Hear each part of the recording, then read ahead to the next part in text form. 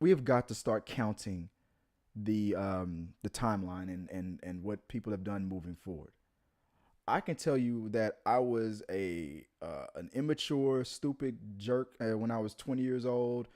I was a nice guy, a shy guy, and all that. But as far as compared to, do I want to still be that 20-year old person?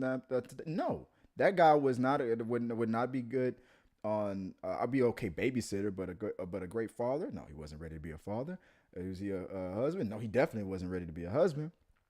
uh, what are my feelings on certain sensitive issues? They were poorer then than they are now. I was a very tolerant person as I am today, but I'm more tolerant today.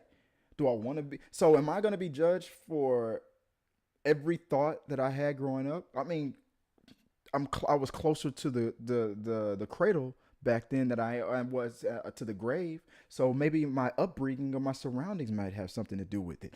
You think? But now I'm closer to the grave than I'm halfway to the grave than I am to the cradle. I'm halfway on both sides. I'm a little more mature now. You're gonna find a tweet if Twitter existed in 1995. You know how much dirt everybody would have on each other. You thought this then. Well, how consistent have you been on that same thought afterwards? It's just like the prison system. We put people in jail. You committed this bad crime. You robbed this or you did that and whatnot. You're a burglar. Oh, okay. Well, let's make sure that we shame you, judge you, never give you a chance to earn a job. Even though you seem like a guy who really wants one, we're never gonna let you forget what you did. We're always gonna call you out on it. We're never gonna hire you to anything. So you'll have to do what? Return to a life of crime where I could get you arrested and continue judging you. Is that how society is supposed to be? No, it's not. We're supposed to be about redemption. You're supposed to pay your debt to society, and we're supposed to move on. And we're supposed to judge. You know how many people have been forgiven? You know, there's a guy who was on the Maury Povich show or Dr. Phil. I used to be a Klansman and stuff. And this guy gets praise and kudos from the black community all the time. I mean, on the side, people be like, "Oh, I ain't gonna trust. Oh, I'm gonna keep my eye on them." And that's fair. That's what I would say. That's how I felt. I'm gonna forgive you. I believe you what you're saying. I'm gonna keep my eye on you though. Yeah, we cool and all that. But let one joke slip. I'm gonna be the first one to take because I'm gonna teach you how to treat me. And that's the problem with people. They would rather just be sneaky and troll you behind your back. Just be honest with them and tell them up front. But that's just how I feel about it. I mean, he he did what he did. He said that he was trying to teach us a valuable lesson about letting rage take over you. And I give him points for that. And if this track record since then, if we can forgive that guy on the Maury Povich show or the Dr. Phil show or whatever, I used to be a Klansman and now I'm with all the sisters and the brothers. If I mean, if we can't, if you're look, the only difference is you would just keep an eye on him. You would be more forgiving if your boss told you this story.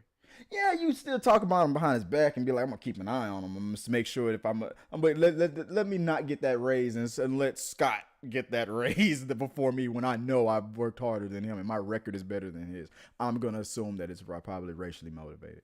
Just keep an eye on him and be ready. Hey, remember that story you told me about, about Liam? Yeah, remember Liam when you told me that story? If this was your boss and he said the same thing to you at work, you'd be like, damn, dude, that's what you would probably, honestly, a lot of us would probably share the story. I did the same thing too. Some black guy did this to me and I did, or some white guy, some Hispanic guy, whatever. I did the same thing. I was going to whoop their black or white. It wouldn't matter who's telling the story. Well, you know how many black people have that same story?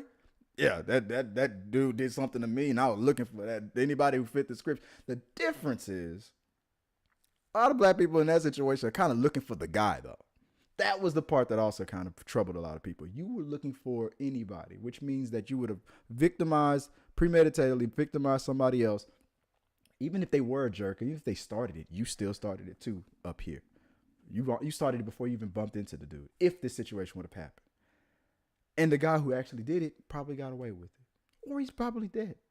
But he should come to justice, true. But you were gonna punish somebody who didn't. That's the thing that needs to stop in this world. Stop going after anybody. Go after that person.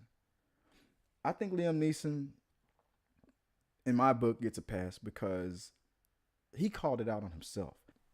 I don't know. I feel like there's more important things in the world going on than Liam Neeson talking about how he felt about his friend, 40 years ago.